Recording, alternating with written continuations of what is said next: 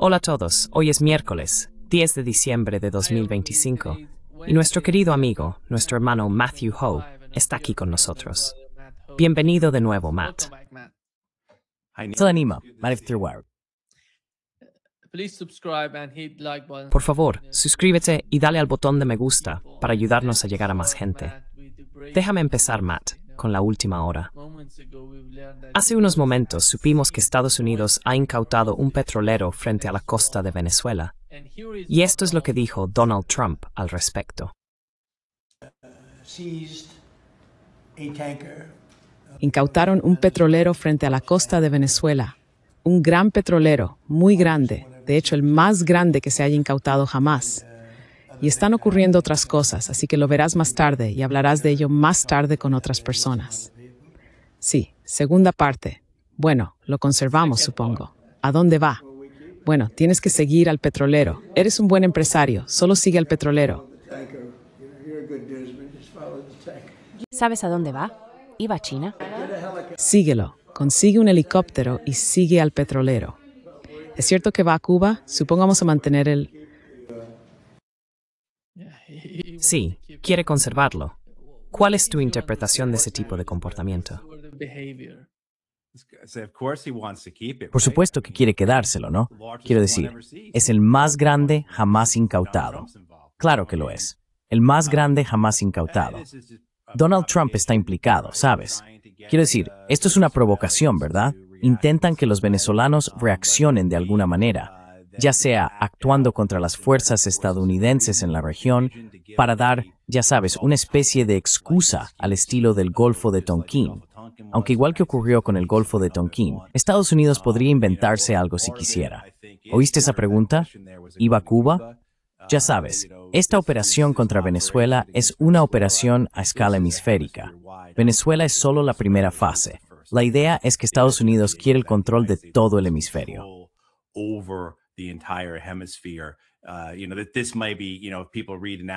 Sabes, puede que la gente lea y pregunte sobre la estrategia de seguridad que se publicó el pasado viernes. Pero también hemos tenido esta conversación antes sobre la reconstrucción o el reordenamiento del imperio estadounidense, según la visión de Donald Trump.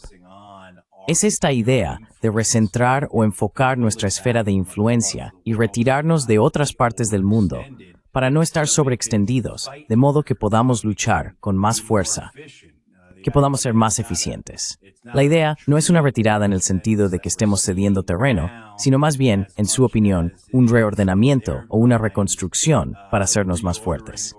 Así que el objetivo del imperio estadounidense bajo Donald Trump sigue siendo la dominación, igual que lo fue bajo Biden, Obama, Bush, Clinton, Bush y así sucesivamente.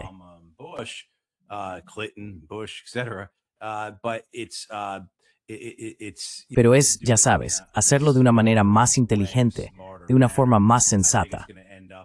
Creo que va a terminar del mismo modo en que siempre han terminado las guerras estadounidenses.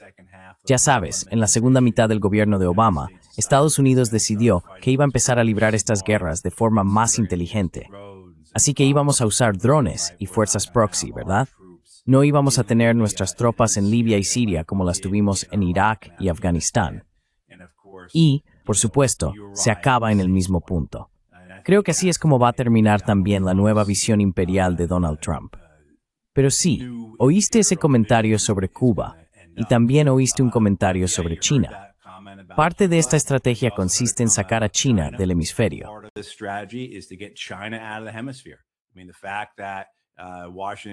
Quiero decir, el hecho de que Washington, D.C. mire un mapa de este hemisferio y vea que el principal socio comercial de la mayoría de los países es China, eso enfurece a Washington, D.C.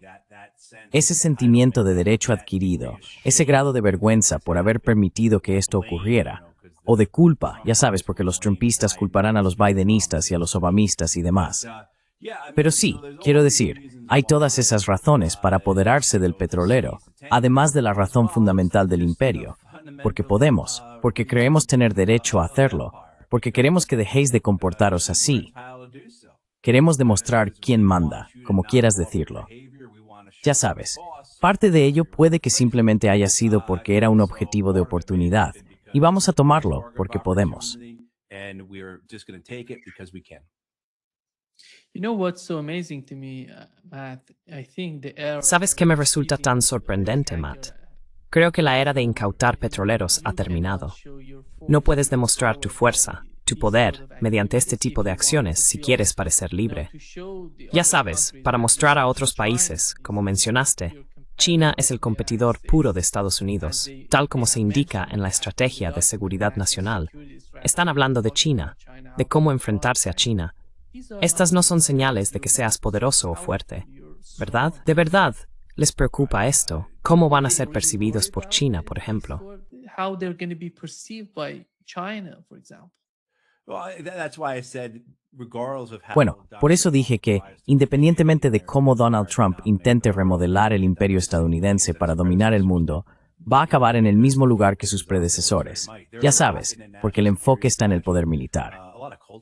Hay mucho en la estrategia de seguridad nacional, mucho contenido cultural, como cabría esperar de esta administración, mucho material pseudoeconómico, mucho de vamos a reindustrializar Estados Unidos con polvo de hadas, y ya sabes, cruzando los dedos con fuerza. Quiero decir, no hay mecanismos reales detrás de esas visiones. Y creo que la mayor parte del mundo lo entiende. Ven que la realidad es que Estados Unidos seguirá confiando en su ejército para lograr sus objetivos. Y eso solo va a terminar del mismo modo que lo ha hecho durante los últimos 50, 60 o 70 años de primacía estadounidense, a través del militarismo.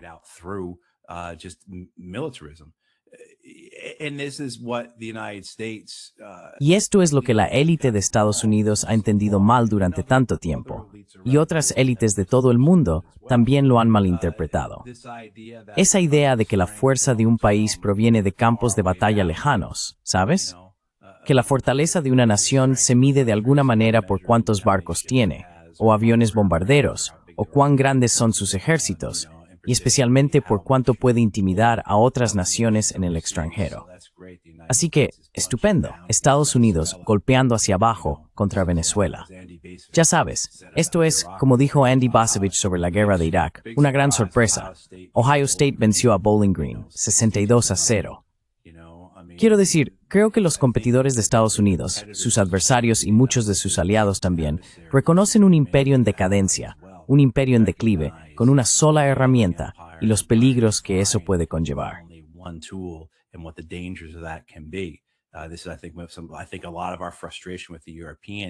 Creo que gran parte de nuestra frustración con los europeos proviene de que no entienden eso, o no lo captan, ¿verdad?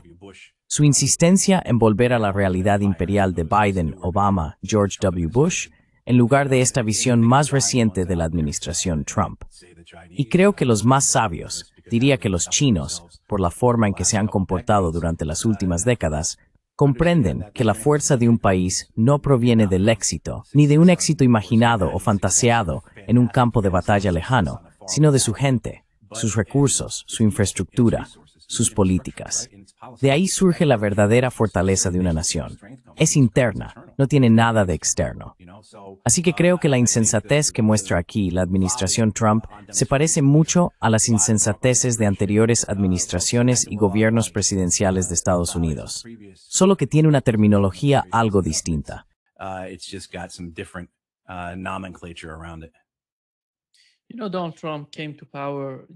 Sabes, Donald Trump llegó al poder, de alguna manera, criticando a Joe Biden y a los expresidentes por los cambios de régimen y por gastar mucho dinero, USAID, todo eso. Viendo lo que ha hecho hasta ahora, ir al Mar Rojo y ahora frente a la costa de Venezuela, ¿cuánto dinero ha gastado hasta ahora?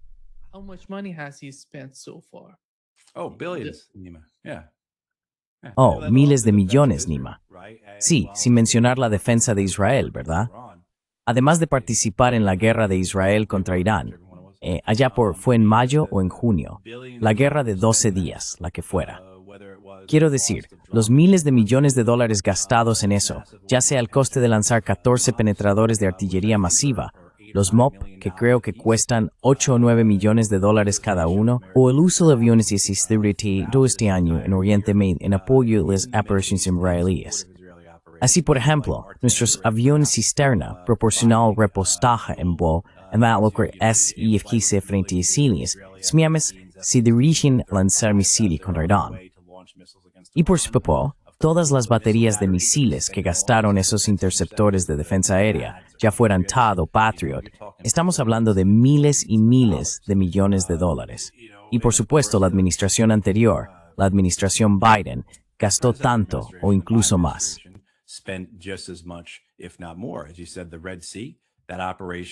Como dijiste, la operación en el Mar Rojo para intentar derrotar a los hutíes costó miles de millones de dólares y Estados Unidos tuvo que retirarse de allí. Ahora, esta nueva operación, en la que hemos reunido la mayor flota del hemisferio occidental en décadas, está costando decenas de millones de dólares al día.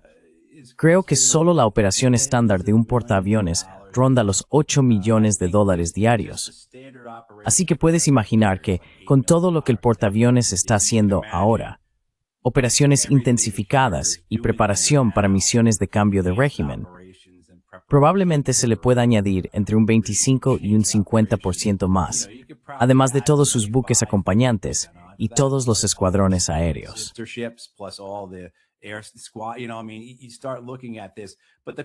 Sabes, quiero decir, empiezas a mirar esto, pero el coste no les importa a estas personas. El coste es algo en lo que ni siquiera piensan, ni siquiera quieren oír hablar de ello. Así que la idea de que de alguna manera haya algún debate, restricción o limitación sobre el uso del ejército estadounidense en el extranjero, porque va a costar demasiado, nunca he visto nada parecido, salvo de alguien como Tom Massey, Ron Paul o Barbara Lee.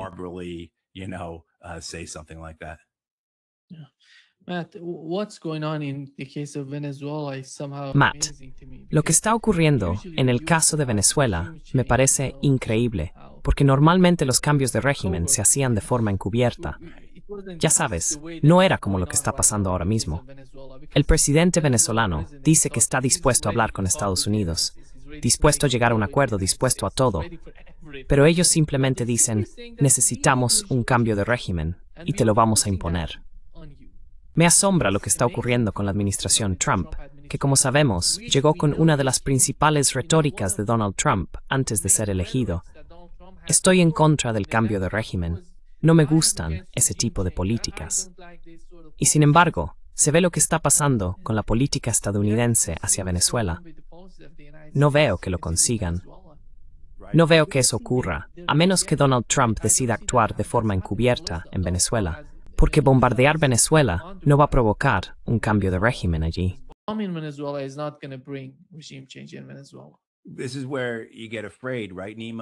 Aquí es donde te entra el miedo, ¿verdad, Nima?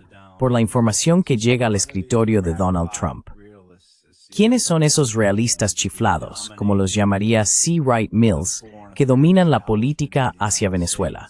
Los estamentos de asuntos exteriores de Estados Unidos, tanto gubernamentales como no gubernamentales, ya sea el Pentágono, el Departamento de Estado, la CIA o los centros de estudios que proporcionan alrededor de 7 de cada 10 informes a los miembros del Congreso. Eso es algo que conviene señalar de paso. Los miembros del Congreso reciben la mayor parte, si no casi toda, de su información sobre las guerras y operaciones militares en el extranjero de centros de estudios financiados por la industria armamentística.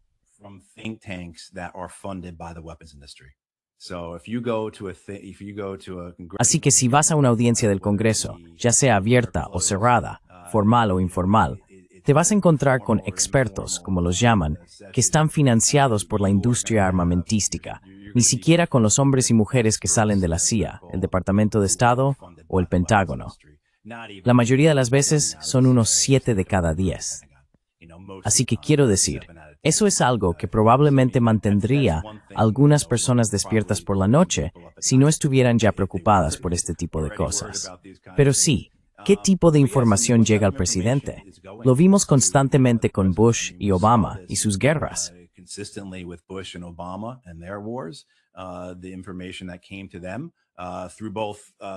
La información que les llegó tanto del gobierno de Estados Unidos como de esos grupos de expertos, la certeza del éxito, ¿verdad?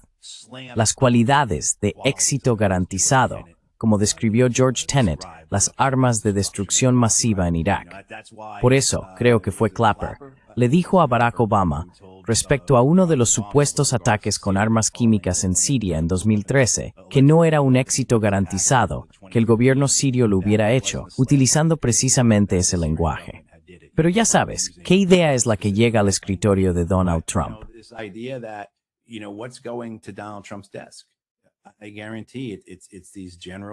Te garantizo que son esos generales, esos almirantes, esos expertos, los que le están diciendo a Trump, Vance, Hegseth, ya sabes, Rubio ya tiene su opinión formada, estoy seguro, y luego a los miembros del Congreso que, es una certeza, solo tenemos que hacer bombardeos aéreos aquí, bombardeos aéreos allá, precisión por aquí, ya sabes, y que esencialmente el gobierno de Maduro se derrumbará, como si sacaras una carta de un castillo de naipes.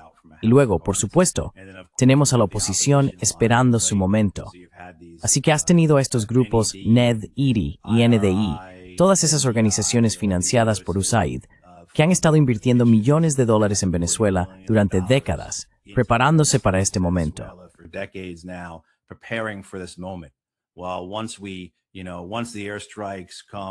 Bueno, una vez que comiencen los bombardeos y matemos a los comandantes de Maduro, el ejército va a huir.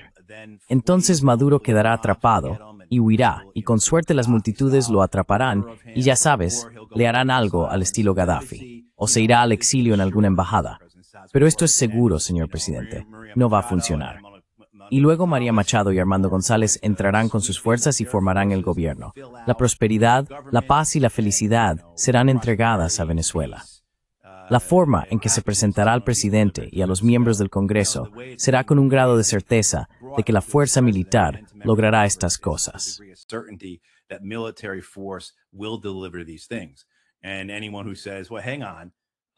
Y cualquiera que diga, bueno, espera, nunca he leído un libro de historia que me dijera que ese es el caso, se va a enfrentar con un bueno, no sabes realmente de qué estás hablando. Este es ese tipo de cierre ad hominem. Y lo digo totalmente en serio. Eso es lo que ha ocurrido. Es básicamente una forma de acoso, de intimidación bruta contra cualquiera que quiera disentir. Los apartan, los silencian, o los excluyen de las reuniones, o los intimidan, o los humillan, ¿verdad? Y ya sabes, eso es lo que pasa. Eso fue lo que ocurrió con la guerra de Irak, cuando alguien intentaba hablar en contra. Eso fue lo que ocurrió con la escalada en Afganistán. ¿Viste lo que pasó con respecto a Libia, donde Barack Obama dudaba al respecto?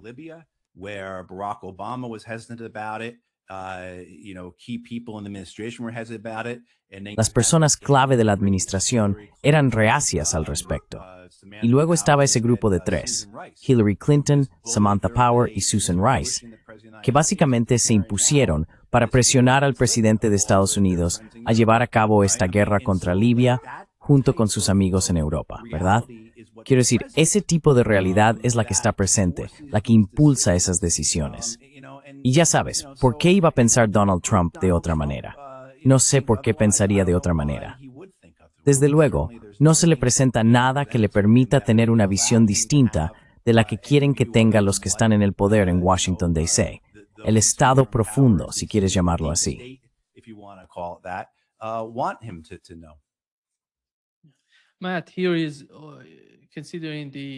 Matt está analizando la estrategia de seguridad nacional de Estados Unidos, como comentamos antes, con China como objetivo final, el principal blanco de la administración estadounidense. Esto es lo que dijo el actual presidente del Estado Mayor Conjunto sobre China.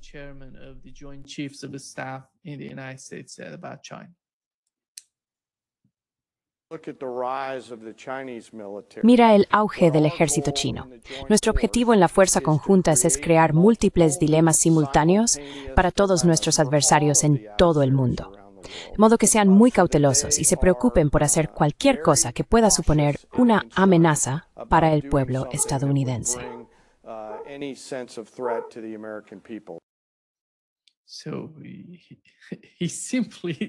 Así que básicamente está reuniendo a toda esta gente para contraatacar. Verás, Matt, me sorprendieron un poco este tipo de estrategias por su parte. Son estrategias fallidas, estrategias que ya han demostrado fracasar hasta ahora, pero aún así siguen defendiéndolas, siguen abogando por ellas.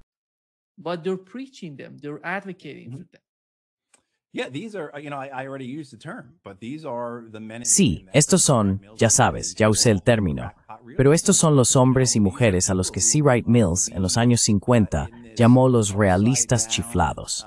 Ya sabes, son personas que creen en este mundo al revés, completamente absurdo, donde no saben o no les importa, o simplemente son inmunes a comprender lo que realmente ha ocurrido antes, y mucho menos tienen algún grado de empatía estratégica o comprensión de sus adversarios. Esto se ve en todo el ejército estadounidense. Justo hoy, creo, o quizá fue ayer, estaba leyendo comentarios del general estadounidense a cargo de la OTAN. Perdóname, porque varios meses después todavía no puedo pronunciar su nombre, Grinch, o como se llame. His name, Grinch, whatever it is, yeah. But saying how it's a certainty, essentially. Pero ya sabes, él decía que es una certeza, básicamente, que si China atacara Taiwán, lo cual, según su lenguaje, también está programado con toda seguridad para 2027 según estas personas, entonces Vladimir Putin haría algo también. En sus palabras, el hombre que está al mando de la OTAN dijo que ya se ha acordado, esencialmente, que Xi iría a ver a Putin y le diría, oye, voy a atacar Taiwán. Te convendría atacar Europa mientras están desequilibrados. Y la certeza, una vez más, con la que hablan de estas cosas.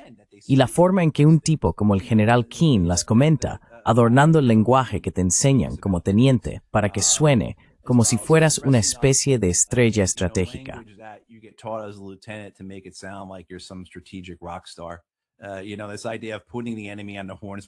Sabes, esta idea de poner al enemigo entre la espada y la pared, sí, te la enseñan cuando eres teniente en el cuerpo de marines, te la enseñan cuando eres teniente en el ejército. La idea es, por ejemplo, usar tus ametralladoras para obligar al enemigo a meterse en una zanja que ya has registrado previamente con el fuego de mortero. Les das una lección. Si hacen una cosa, se toparán con esto. Si hacen otra, se toparán con aquello. Esa es la idea de presentar un dilema al enemigo. Y luego tienes a hombres como el general Keane, que lo presentan como si fueran una especie de Clausewitz moderno.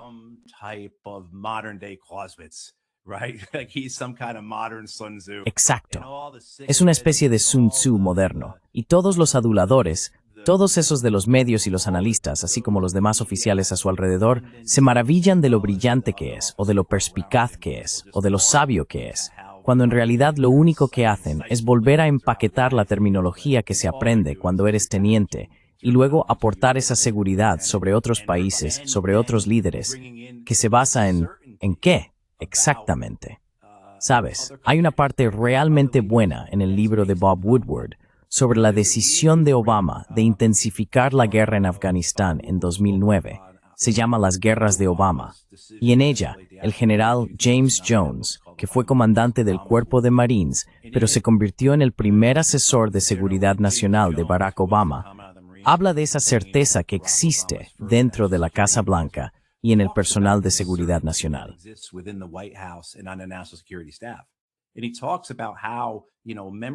Y habla de cómo los miembros tanto del Consejo de Seguridad Nacional como de la Casa Blanca, como el jefe de gabinete de la Casa Blanca, hablan sobre líderes o países extranjeros con ese grado de certeza, aunque nunca hayan conocido a esas personas antes.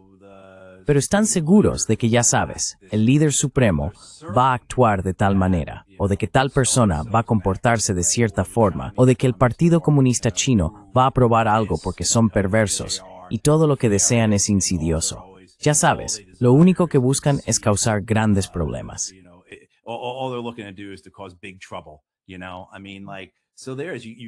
Sabes, quiero decir, ves esta repetición una y otra vez entre las figuras de poder estadounidenses.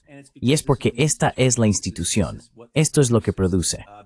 En última instancia, ese tipo de certeza sobre nuestros adversarios, sobre otros países del mundo, sobre líderes individuales, ese tipo de certeza solo alimenta el interés propio de las instituciones que representan y nunca llegan a la cima de esas instituciones, a menos que estén completamente comprometidos a brindarles todo su apoyo, ¿verdad?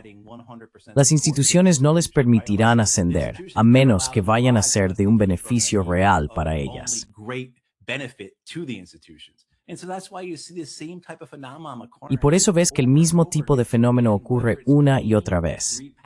Así que, de nuevo, ya sea que Kane esté reempaquetando la terminología que escuché cuando era teniente en 1998 en la Escuela Básica de Quantico, Virginia, o se trate de esta estrategia de seguridad nacional, que, bueno, parece que hay cierto método en la locura de Trump en el mundo, cuando levantas la vista del papel después de leerla, te das cuenta de que, es lo mismo de siempre. Portaaviones frente a la costa de alguien, envío de drones, incautación de los activos de otras naciones, guerra económica contra ellas, ya sabes, etcétera, etcétera, etcétera.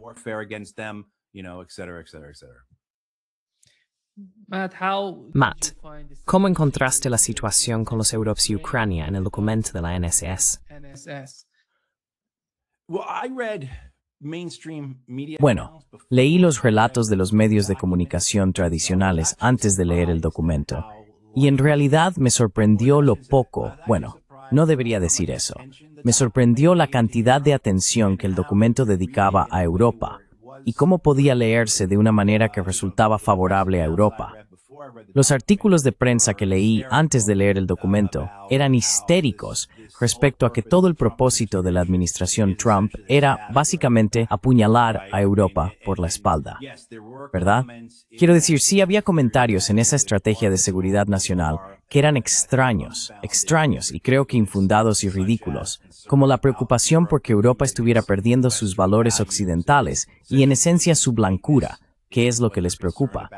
Sabes, creo que eso es una tontería y algo completamente ridículo. Pero también, en ese documento había testimonios del compromiso de Estados Unidos con Europa.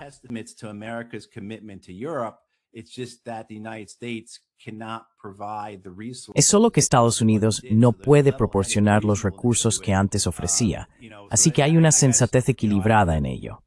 Sabes, supongo que tengo que, bueno, sé que antes critiqué todo el asunto, pero hay algunos aspectos en los que podrías decir, oye, en comparación con sus predecesores que querían prometer, creo que la forma en que el documento lo describía era como Estados Unidos siendo Atlas con el mundo sobre sus hombros, ¿verdad? Creo que es una buena descripción de Estados Unidos, intentando dominar, intentando ser dominante, el hegemón mundial, es que sin aceptar ahora que nosotros vivimos en un mundo multipolar.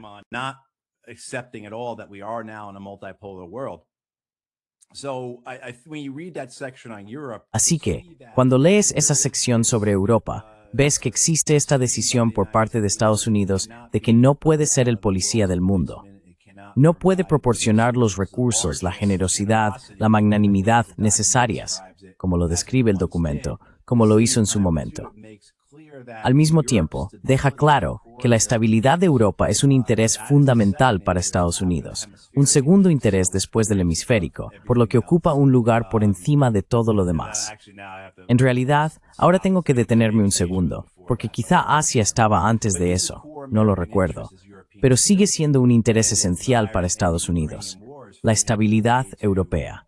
Y el deseo de poner fin a la guerra en Ucrania se plantea como una forma de estabilizar los mercados europeos, estabilizar las economías europeas, evitar que la guerra escale y después devolver a Estados Unidos y Rusia a algún tipo de equilibrio geopolítico. No sé cómo alguien puede mirar eso y decir que son cosas malas, a menos que quiera que esta guerra continúe, porque cree en esta batalla maniquea entre el bien y el mal, porque sigue aferrado a ese sistema de creencias de la Guerra Fría, Occidente es bueno y Oriente es malo.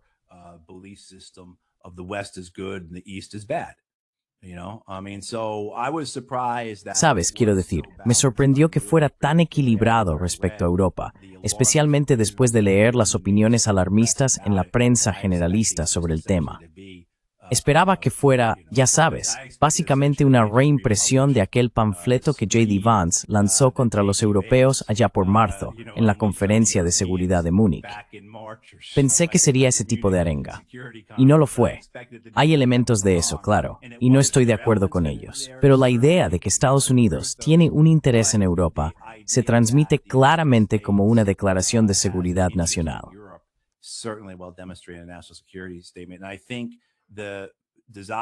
Y creo que el deseo de la administración Trump de lograr un acuerdo negociado para poner fin a la guerra de Ucrania está, ya sabes, bien fundamentado en esas tres razones.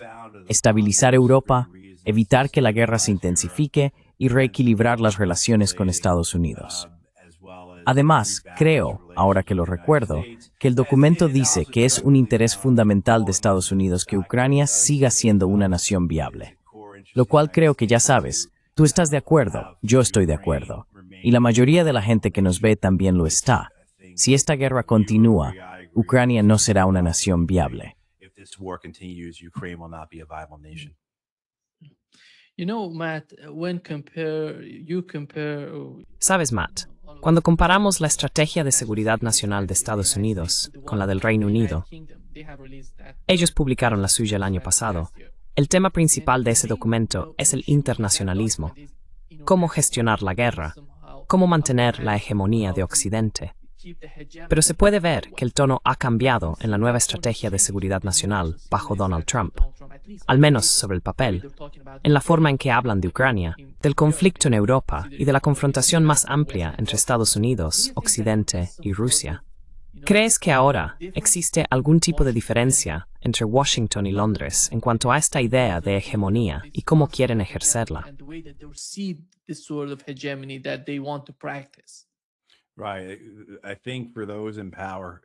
Exacto.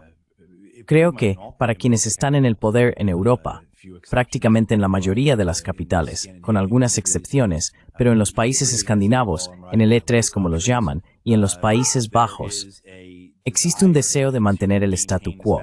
Hay un temor de que cualquier cambio sea peor para ellos.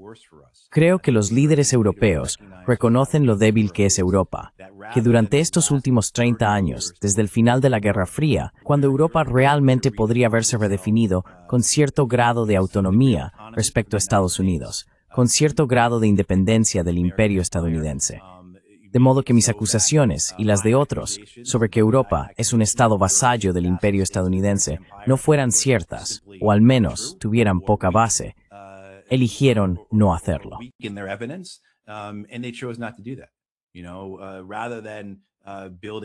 En lugar de convertir Europa en un centro tecnológico y educativo, en lugar de ser un núcleo de manufactura avanzada, no lo hicieron. Decidieron ser una versión reducida de Estados Unidos. Siguieron el camino ruinoso de la financiarización estadounidense, que provocó la desindustrialización y una gran pérdida de calidad de vida para su población, junto con una enorme desigualdad de riqueza.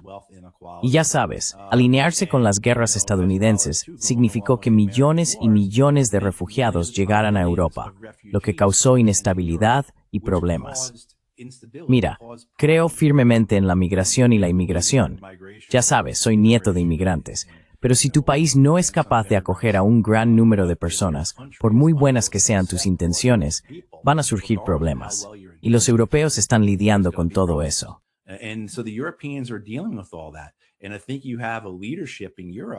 Y creo que en Europa hay un liderazgo que no tiene otra visión del mundo que la de la que provienen, la que acabo de describir, según la cual lo mejor para nosotros, la forma en que tenemos hegemonía, es ser parte del imperio estadounidense y ser los primeros de los vasallos. Así es como tenemos nuestro poder. Así es como somos dominantes, ¿verdad? Así es como importamos.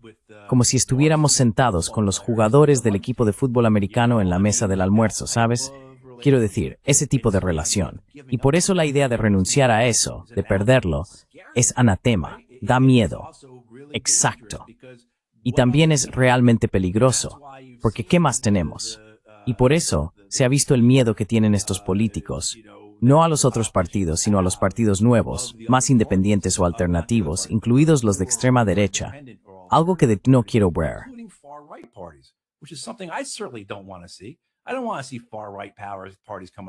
No quiero ver a partidos de extrema derecha llegar al poder en el Reino Unido o en Alemania. Así que mi frustración con Europa se basa en todo eso. Mirad lo que os habéis hecho a vosotros mismos. Y como estadounidense, por supuesto, no debería tirar piedras. Pero ya sabes, esta idea de Europa en relación con Estados Unidos, Europa en relación con el imperio. ¿Y dónde están ahora? El hecho de que lo que están aferrando es el legado, el resto del imperio estadounidense moribundo. Y así al menos la administración Trump tiene la comprensión, tiene la honestidad intelectual. No sé si realmente están dispuestos a actuar en consecuencia o no. No creo que lo estén. Y como dije antes, levantas la vista del papel y están actuando exactamente igual que sus predecesores.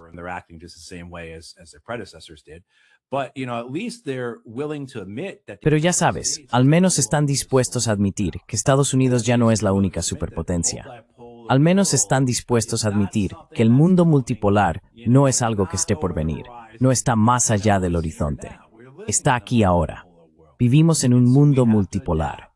Y por eso tenemos que adaptarnos, tenemos que reimaginar, tenemos que revisar, tenemos que recentrar, tenemos que consolidar, como quieras llamarlo, para fortalecernos, no solo participar en el mundo multipolar, no solo para prosperar en él, sino para dominarlo. Porque ese es el objetivo del imperio estadounidense, mantener su dominio.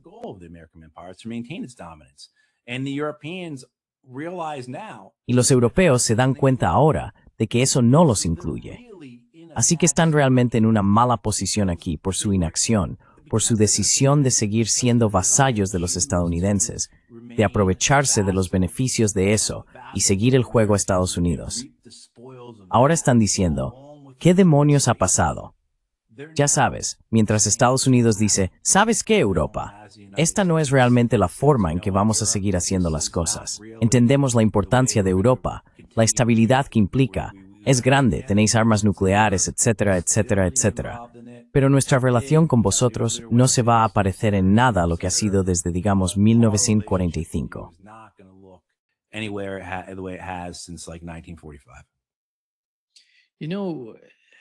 Sabes, mirando a Europa, Matt, no entiendo cuál es la lógica en la mente de esos europeos. Pero me parece increíble. He estado en Europa, he estado allí. Y simplemente no puedo comprender esa actitud, esa especie de ansia que tienen de destruirse a sí mismos por el bien de una guerra equivocada, algo que ya ha destruido Ucrania. Pero están dispuestos a destruir toda Europa por eso. Ya sabes, tienen la guerra en Ucrania y parece que no pueden vivir sin ella. No sé, de alguna manera, ups, ¿me oyes? Te he perdido durante unos 20 segundos más o menos. Sí, me parece que cuando miro a los europeos, es como alguien en un casino que ha perdido lo que tenía en el bolsillo, pero no admite cuánto ha perdido hasta ahora. Quiere jugarse todo lo que le queda.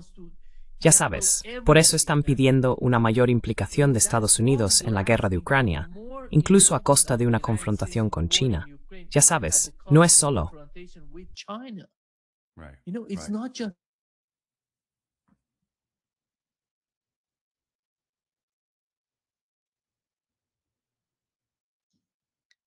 No sé qué está pasando aquí. ¿Puedes oírme? Sí, ahora te oigo. Pero te perdí durante unos 20 segundos así. Te perdí cuando dijiste, no lo sé. No estoy si fue por mi parte o por tuya. Creo que está de mi lado. Intenté cambiar de mesa para solucionarlo, pero no se trata solo de los europeos. Incluso han convencido a Netanyahu, que está lidiando con muchos problemas en su propio país. Está hablando de enfrentarse a China. Me parece increíble, viendo la situación actual. Los europeos, la forma en que se están comportando ante el conflicto en Ucrania.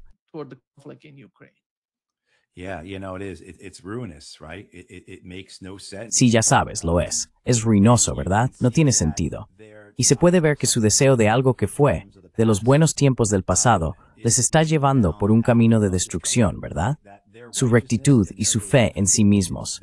Y ni siquiera quiero describirlo simplemente como un interés propio descarado, sino más bien, ya sabes, es algo más grande que eso. Es casi metafísico, existencial si quieres, en el sentido de que si pierden eso, están completamente perdidos. Y creo que ese es el caso. Creo que Europa está en una encrucijada en la que se ha producido una transformación, y gran parte de ella ha tenido efectos realmente duros sobre la población, ¿verdad? Quiero decir, ya no es la Europa que antes garantizaba la educación y la sanidad. Ya no tienes garantizado un trabajo para toda la vida.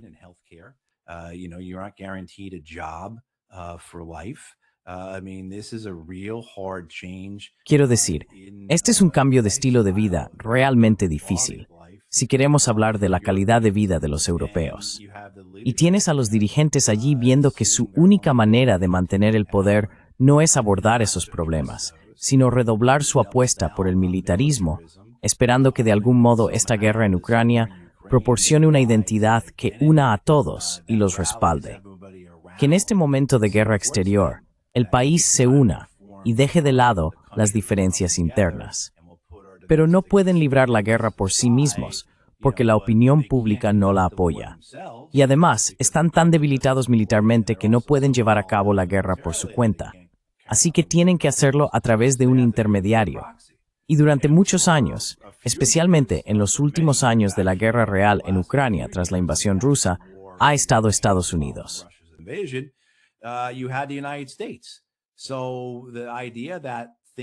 Así que la idea era que las cosas iban a salir bien, que saldríamos adelante con esto, porque Estados Unidos proporcionaría todo el dinero y todas las armas. Y con Estados Unidos venceríamos a los rusos. Luego mostraríamos a nuestra gente que somos verdaderos líderes y, ya sabes, etcétera, etcétera, etcétera. Pero eso no está funcionando. Así que la desesperación que ves en su disposición, no simplemente a encontrar una resolución o a que sus puntos de vista sobre Ucrania se vean representados durante las negociaciones, lo cual se podría considerar razonable. Están ahí, han gastado cientos de miles de millones de dólares, deberían tener voz en ello, sino en su disposición a sabotear. Exacto.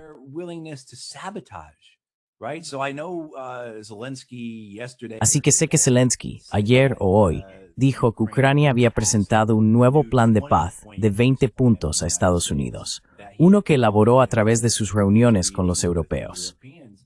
Ya sabes, ¿cuántas cláusulas envenenadas crees que hay en ese plan? ¿Cuántos de esos 20 puntos son cláusulas envenenadas que los rusos nunca aceptarían, pensadas para sabotearlo y simplemente continuar la guerra? Y bueno, con suerte, los estadounidenses entrarán en razón. O si no, podrán prolongar esta guerra al menos 2 años más utilizando los activos rusos congelados.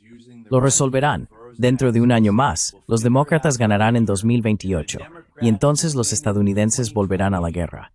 Para entonces, sin duda, la economía rusa se habrá derrumbado.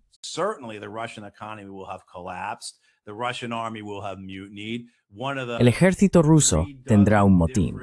Una de las 3 docenas de enfermedades diferentes con las que hemos dicho que Vladimir Putin ha sido infectado en los últimos años, finalmente acabará con él. Claro, ya sabes, quiero decir, ya sabes, y a eso se aferran, porque la alternativa es esta, esa pérdida de identidad, que para ellos es existencial, y que básicamente significa que tendrían que enfrentarse a su público y rendir cuentas por el estado lamentable de Europa bajo su supervisión durante estas 3 últimas décadas.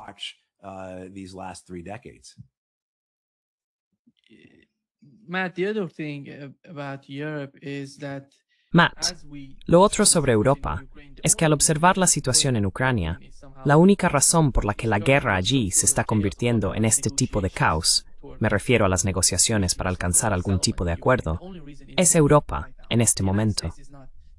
A Estados Unidos ya no le interesa tanto Ucrania. La administración Trump no quiere la guerra en Ucrania.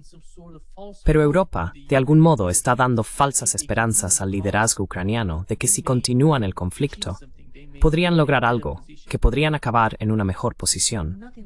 Nada de eso va a suceder. Y si Ucrania se derrumba, ¿a quién se va a culpar? Van a culpar a Joe Biden, que ahora no está en el poder. En mi opinión, es Europa.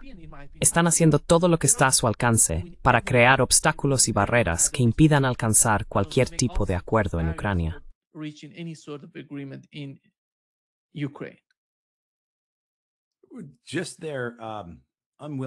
Simplemente su falta de voluntad para aceptar la realidad de esta guerra, que es una guerra imposible de ganar. Quiero decir, esta es una guerra que Rusia no puede perder y Ucrania no puede ganar. Sin duda, existen posibilidades de colapso para Ucrania, ya sea político, económico o militar. Al mismo tiempo, esta guerra puede seguir prolongándose. Por eso diría que los rusos tampoco deberían estar seguros. Si crees en la certeza en la guerra, te sugiero que cojas algunos libros de historia y empieces a leer. Así que por eso diría que los rusos deberían considerar que este acuerdo es suficiente, no lo que los europeos vayan a ofrecer, que es inaceptable. Y los rusos, por supuesto, están ganando, están dominando en este momento.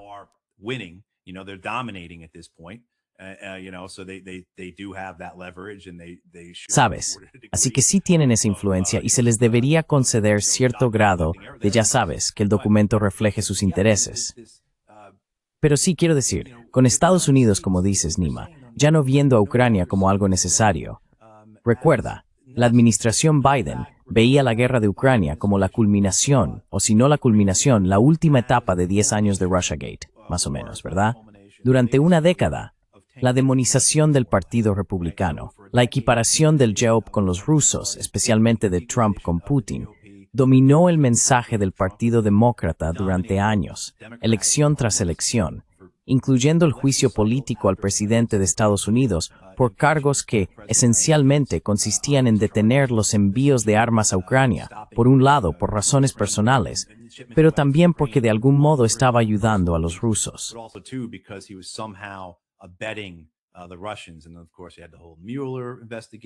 Y por supuesto, tuvo toda la investigación de Mueller.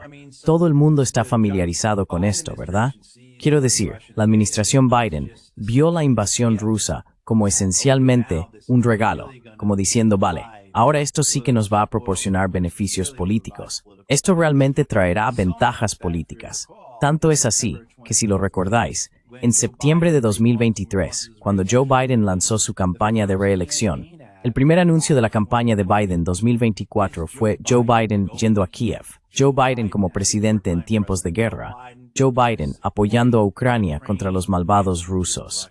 Ya sabéis, democracia frente a autocracia. Ese fue el marco que los demócratas adoptaron, especialmente después de 10 años de Russiagate. 10 previous years of Russiagate. Ahora, con esta administración actual, más allá de las interpretaciones ideológicas, como hablábamos antes, la visión del imperio, expresada a través de la Estrategia de Seguridad Nacional, también existen preocupaciones políticas, realidades políticas internas, que hacen que esta guerra no sea importante. No hay aquí una narrativa que Donald Trump necesite mantener.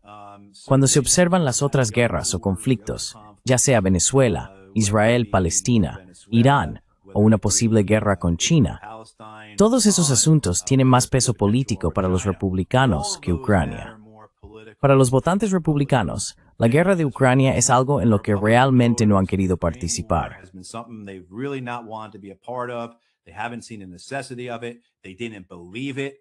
No han visto la necesidad de hacerlo. No creían en ello. Exacto, etcétera, etcétera, etcétera.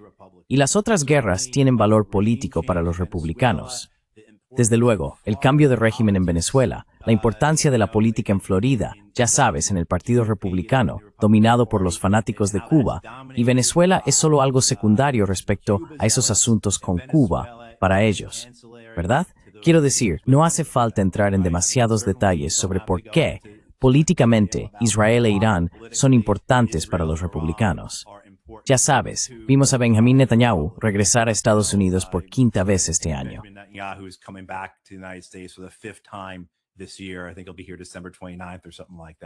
Creo que estará aquí el 29 de diciembre o algo así. Exacto. Ya sabes, y luego China. China es más importante políticamente para los republicanos y para sus intereses que esta guerra en Ucrania. Incluso para los fabricantes de armas, ven que pueden ganar más dinero armando a Estados Unidos y a sus aliados para una posible guerra con China que armando a Ucrania para una guerra real con Rusia.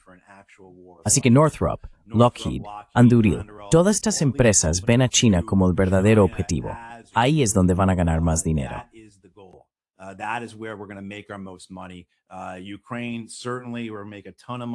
Ucrania. Claro, vamos a ganar mucho dinero con eso, pero no es ni de lejos el huevo de oro que es China.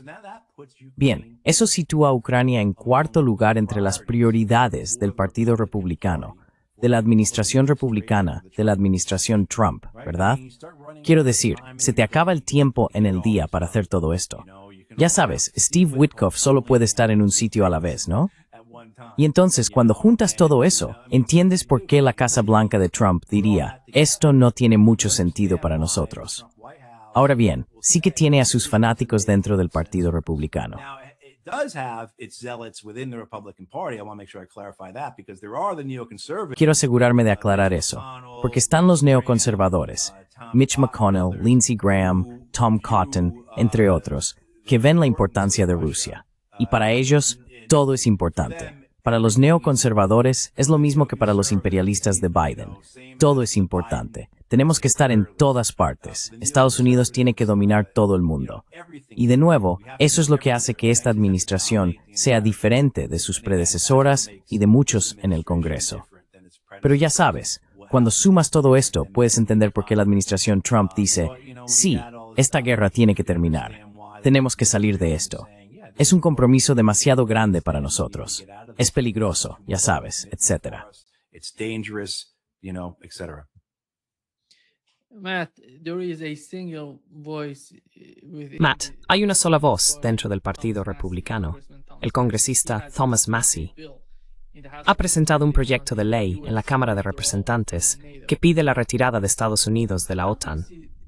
¿Cómo ves ese tipo de mentalidad? En tu opinión, ¿existe alguna necesidad real de que la OTAN siga existiendo? ¿Cuál es el beneficio de la OTAN para los europeos y cuál es el beneficio para Estados Unidos? What is the benefit out of NATO for the United States?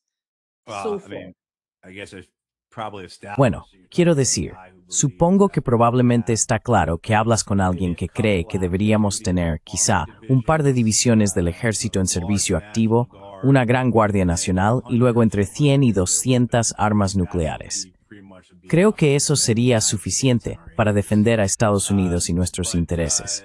Pero ya sabes, alguien como Thomas Massie parte de un principio. Él refleja convicciones profundamente arraigadas en la sociedad estadounidense sobre los compromisos en el extranjero, sobre la insensatez de la guerra, ideas expresadas por los padres fundadores de Estados Unidos y en realidad a lo largo de toda la historia estadounidense hasta comienzos del siglo XX. Really the beginning of the 20th century. Although you can make the argument America's always been an empire. Aunque se puede argumentar que Estados Unidos siempre ha sido un imperio, lo que ocurre es que solo decidimos ir al extranjero una vez que finalmente conquistamos a los nativos americanos, que es básicamente lo que pasó. Sabes, al cabo de 1 o 2 años de que el último grupo nativo americano fuera sometido por el gobierno estadounidense, se produjo un golpe en Hawái. Siempre ha sido un imperio. Pero existen esas raras personas como Massie, que son, hombres de principios. Sabes, creo que Marjorie Taylor Greene, con todos sus problemas, con todos sus defectos, no puedo creer que esté diciendo esto hablando bien de ella, pero nunca la vi de esa manera.